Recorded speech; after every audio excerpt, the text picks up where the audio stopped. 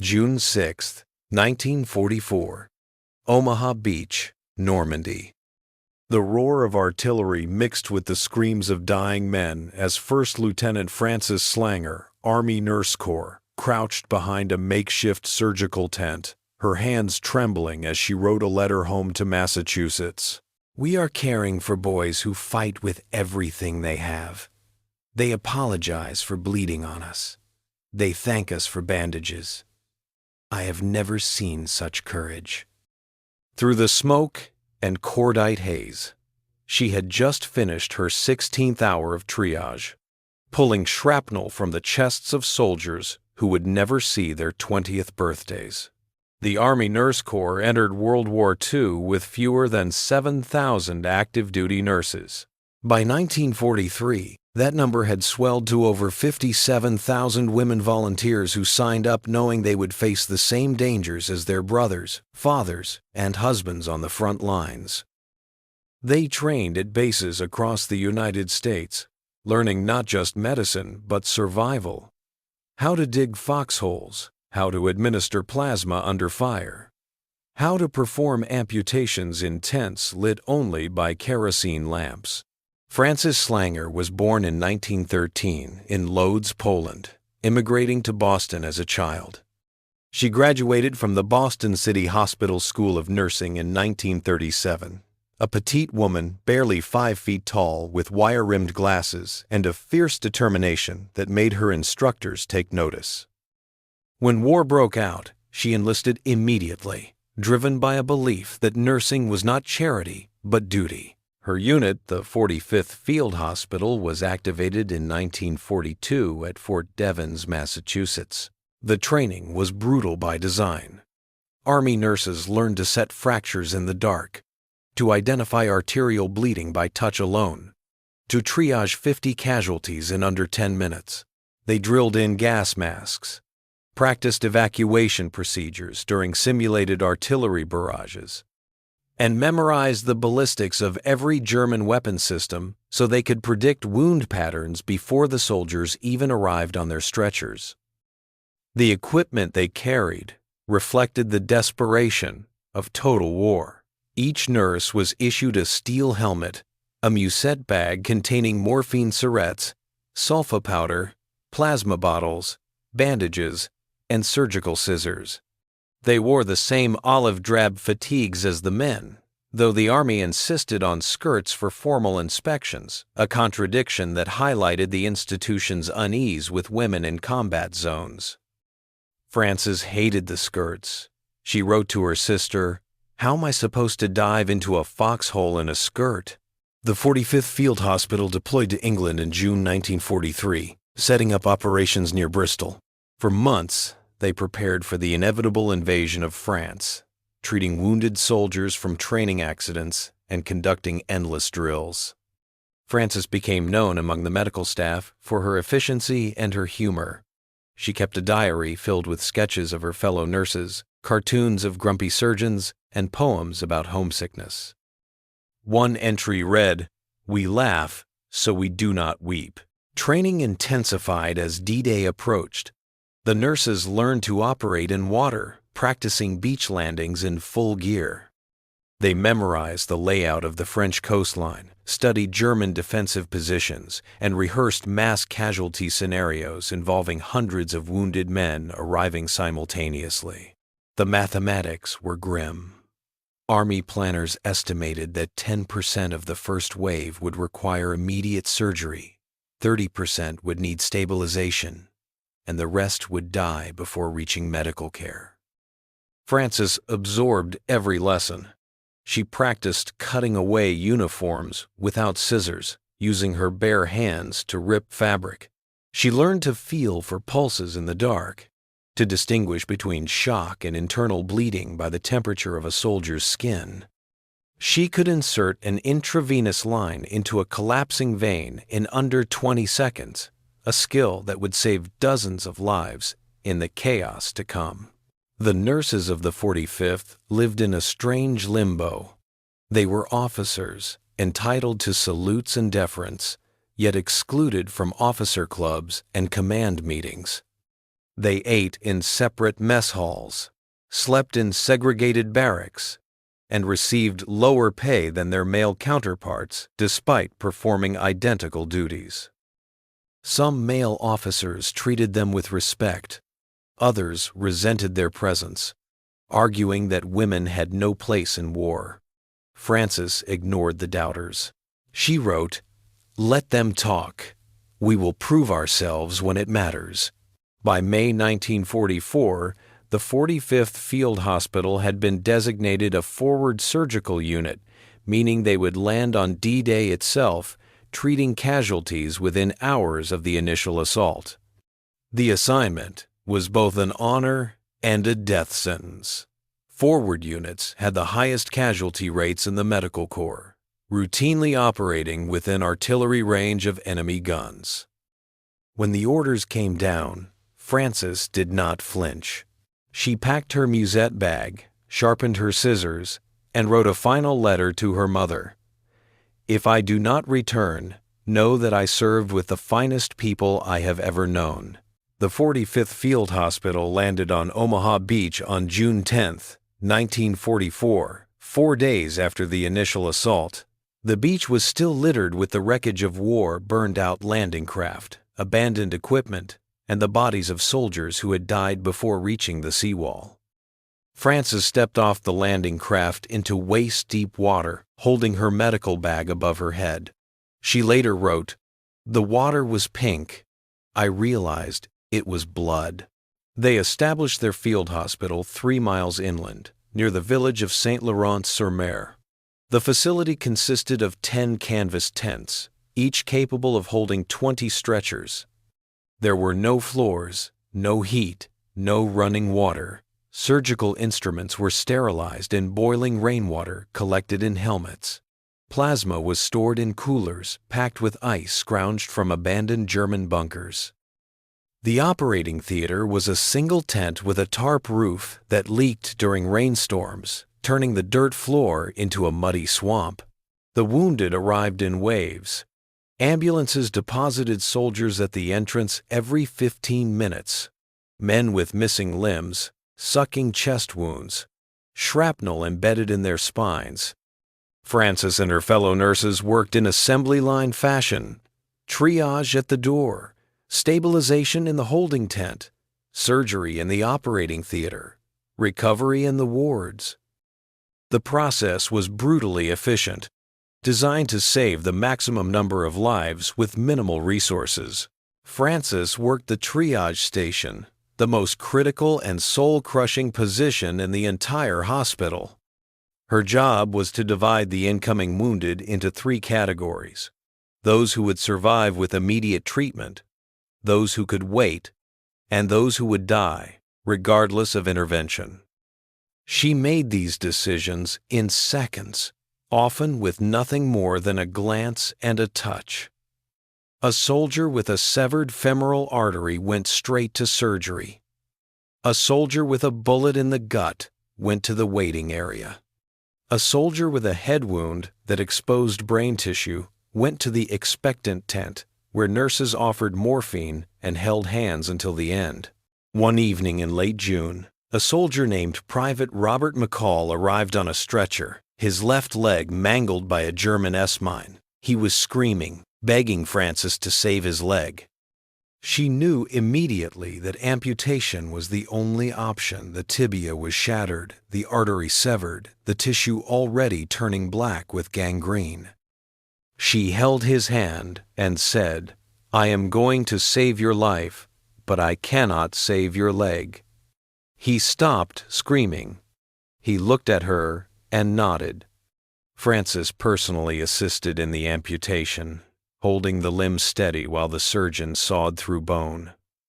McCall survived. He later wrote her a letter. "You gave me the truth when I needed it most." The pace of work was relentless. Frances routinely worked 20-hour shifts, snatching sleep on a cot in the supply tent. She developed a technique for staying awake. She would chew coffee grounds, the bitterness shocking her system into alertness. Other nurses smoked cigarettes, drank cold tea, or simply force themselves to keep moving. There was no choice. The wounded kept coming. By July, the 45th Field Hospital had treated over 3,000 casualties. Frances had personally triaged more than 800 men, assisted in over 200 surgeries, and written condolence letters to the families of 67 soldiers who died under her care. She kept a private list of their names in her diary, reciting them each night before sleep. She wrote, "I owe them this, to remember, to bear witness." The nurses faced dangers beyond the operating room. German artillery routinely shelled the area, forcing the staff to dive into foxholes mid-surgery. Frances once finished suturing a chest wound while crouched in a trench, using a flashlight clenched between her teeth. Snipers targeted the hospital, apparently unaware or uncaring that it was marked with red crosses. One nurse, Lieutenant Ruth Gardner, was killed by a stray bullet while changing a bandage. Frances held her as she died, whispering the Lord's Prayer. In August, the 45th moved east, following the advancing American lines into Belgium. They set up operations near Liège, in an abandoned schoolhouse that still smelled of chalk and children. The work continued without pause. More wounded, more surgeries, more death. Frances began to show signs of strain. She lost weight, stopped eating, survived on coffee and cigarettes. Other nurses worried, but Frances brushed them off. "I am fine," she said. "I just need to keep moving." On August 21, 1944, Frances wrote a letter to the Stars and Stripes newspaper, the military publication read by soldiers across Europe. It was published on September 7th, while Frances was still working in Belgium. The letter was titled, "An Army Nurse's Prayer." In it, she wrote, "We are caring for boys who have given everything for their country. They do not complain. They apologize for bleeding on us. They thank us for bandages. I have never seen such courage. I want them to know that we are privileged to care for them, that we are honored to serve, that they are the finest men we have ever known." The letter was read aloud in mess halls across the European theater. Soldiers wept. Officers sent commendations. Frances became, briefly, a hero. She never knew. She died before the letter was published, October 21, 1944, near Elsenborn, Belgium, just south of the German border. The 45th Field Hospital had moved into a forward position, operating from a cluster of tents on a muddy hillside. The weather had turned brutal: cold rain, freezing fog, temperatures dropping below 40 degrees Fahrenheit. The nurses wore every piece of clothing they owned, layering wool sweaters under their field jackets, wrapping their heads in scarves. Frances, always cold, wore 2 pairs of socks and slept fully dressed. The hospital was dangerously close to the front lines, less than 2 miles from active German positions. At night, they could hear the rumble of artillery, the chatter of machine guns, the distant screams of wounded men calling for medics. The proximity was intentional. Forward hospitals saved lives by reducing evacuation time, but it also made them targets. German patrols occasionally penetrated American lines, and there were persistent rumors of SS units executing medical staff. Frances worked the night shift on October 21st, assisting in surgery as the casualties from the day's fighting arrived. The operating tent was lit by a single kerosene lamp, casting long shadows on the canvas walls. The air stank of blood, antiseptic, and wet wool. Surgeons worked without pause, amputating limbs, repairing arteries, removing shrapnel. Frances moved between tables, handing instruments, holding limbs, wiping sweat from surgeons' foreheads. She had done this thousands of times. It was automatic now, muscle memory. Around midnight, she finished her shift and retreated to her sleeping tent, a small canvas structure she shared with 3 other nurses, Lieutenants Elizabeth Powers, Margaret Bowler, and Christine Cox. They were too tired to talk. They simply collapsed onto their cots, still wearing their muddy uniforms. Frances pulled a wool blanket over herself and closed her eyes. Outside, the rain intensified. The wind howled across the hillside, shaking the tent poles. Somewhere in the darkness, a German artillery battery adjusted its aim. At 01:30 hours, a shell landed 50 yards from the sleeping tent. The explosion shook the ground, rattling equipment, waking the entire camp. Frances sat up, disoriented, her ears ringing. She heard shouts, the clatter of boots, the roar of another incoming shell. This one landed closer, 30 yards, then 20. The Germans had spotted the hospital and were walking their fire toward it. Frances and her tent mates scrambled for their helmets. Standard procedure during artillery barrages was to evacuate to the nearest foxhole and wait for the shelling to stop. But the foxholes were 50 yards away, across open ground. In the darkness and mud, it would take minutes to reach them. Minutes they did not have. Lieutenant Powers made the decision. We run. Now. They burst from the tent into the storm. The hillside was chaos, nurses and medics sprinting through the darkness, shells exploding in random patterns, mud flying in all directions. Frances ran as fast as her short legs would carry her, her helmet slipping down over her eyes. She could not see. She could only follow the sound of Powers' voice, shouting directions through the rain. A shell landed 10 yards to their left. The concussion knocked Frances off her feet, slamming her into the mud. Her ears rang. She tasted blood. She tried to stand, but her legs would not respond. Powers grabbed her by the arm, hauling her upright. "Move, Slanger! Move!" They stumbled forward, half running, half crawling. The foxhole was ahead, a dark rectangle in the mud. 5 yards. 3. 1. Another shell landed directly behind them. The explosion was deafening, a wall of sound and pressure that obliterated thought. Frances felt herself lifted into the air, weightless, spinning. Time slowed. She saw the flash, the smoke, the fragments of earth flying past her face. Then she hit the ground, hard, and everything went black. She woke seconds later, face down in the mud. Her body felt wrong, heavy, disconnected. She tried to move her legs. Nothing. She tried to lift her head. Pain, sharp and overwhelming, radiated from her back. She realized, with a strange calm, that she had been hit. Powers was beside her, screaming for a medic. Other nurses arrived, flashlights bobbing in the darkness. Frances heard their voices, frantic and distant, as if underwater. Someone rolled her onto her side. She felt hands probing her back, gentle but urgent.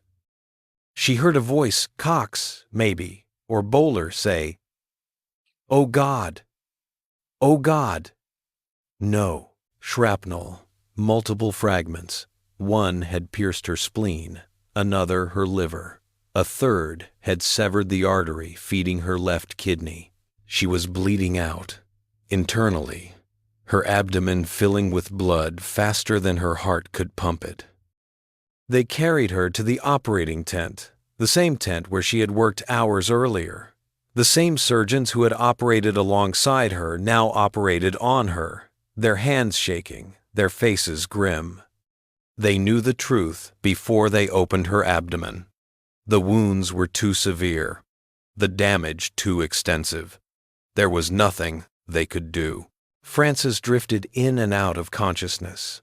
She heard voices, Powers, crying, saying, "Stay with us, Fran." She heard the surgeon quietly saying, "Prep the morphine." She understood. She was going to die. She whispered, Did we get them all? Meaning the wounded from earlier. Meaning her patients. Powers, sobbing, said, "Yes, Fran, we got them all." Frances smiled. Then she closed her eyes. First Lieutenant Frances Slanger died at 03:45 hours on October 22, 1944, 3 hours after being wounded. She was 31 years old. She had served in the Army Nurse Corps for 2 years, 8 months, and 16 days. She had personally treated over 1,000 wounded soldiers, saving an estimated 100 lives through direct intervention. She never knew her letter to Stars and Stripes had been published. She never knew that soldiers across Europe had read her words and wept. She never knew she had become a symbol of everything. The nurses represented courage, compassion, and selfless service. She died in the mud, 3 miles from the German border, wearing the same blood-stained uniform she had worn for 3 days straight.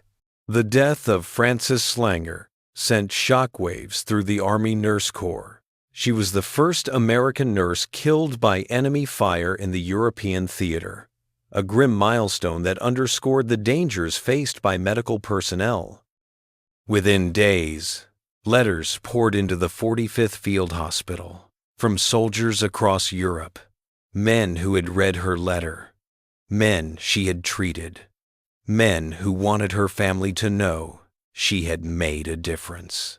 One soldier, a sergeant from the 8th Infantry Division, wrote, "She bandaged my arm at Omaha Beach. She told me I would be fine. She was right. I owe her my life." Another, a private from the 29th Division, wrote, "She held my hand while they amputated my foot. She did not look away. She stayed with me. I will never forget her." The letters kept coming for months, dozens, then hundreds. The Army collected them and sent them to Frances's family in Boston. Her sister, Sally, later wrote, "We did not know she was a hero until she was gone." Frances was buried in the Henri Chapelle American Cemetery in Belgium, in a grave marked with a simple white cross. Her funeral was attended by 200 nurses and soldiers, many of whom had worked alongside her. The chaplain read from her diary, including the line, "We laugh so we do not weep." No one laughed. They only wept. The Army Nurse Corps awarded Frances the Purple Heart posthumously, recognizing her as a casualty of enemy action. She was also awarded the Bronze Star for meritorious service, though the citation was vague and perfunctory, failing to capture the scale of her contributions. The military bureaucracy, uncomfortable with the idea of women dying in combat, downplayed her death in official reports. One memo described her as killed in a non-combat accident, a lie that enraged her fellow nurses. The truth, however, could not be suppressed. Frances's letter to Stars and Stripes was reprinted in newspapers across the United States, reaching millions of readers.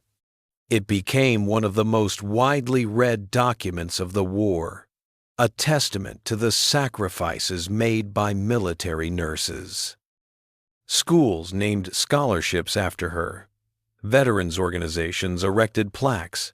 The city of Boston declared October 22nd Frances Slanger Day, though the designation was quietly dropped after the war ended and the nation moved on. The 45th Field Hospital continued to operate until the end of the war, treating over 20,000 casualties in total. The nurses who served alongside Frances carried her memory with them for the rest of their lives. Lieutenant Powers, who had tried to save her, later wrote, "Frances died doing what she loved. She died serving her country. But she should not have died at all.